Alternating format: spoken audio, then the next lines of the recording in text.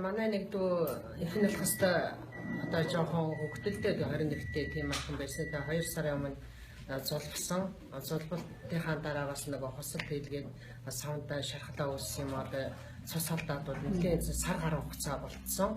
Тэгээд ихэнх хэвээр тэгээд 4 хоног одоо энэ тэр аяг тогтоогүй.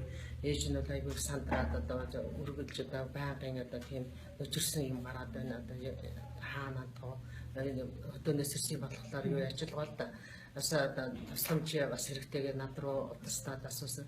Би тэдэрми одоо гайхамшигтай бүтээгдэхүүнийг хэрэглээд бас нэлээд олон үр дүн үүсгэсэн болгоод ямар ч хэсэг APV зүгээр ер нь хэрэглээд үзгээд би бол санал болгоод тентарамдаар ирээд бас захиралтайгаа уулзаад ингээд бас тентарам зөвлөгөөгөө бас ингээд тентармын APV авч авсан. APV-аас цус төлжилтийн гал тэр нь очоод уусан өдрөөс эхлээд ирсэн цусны гаралт бол шингэрч эхэлсэн. Тэгээ багассан.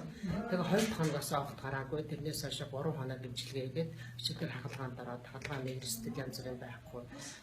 Үнэхээр одоо APV бол олон юмд хэрэгжилж бас үдсэн юм үр дүн бүлэрсэн.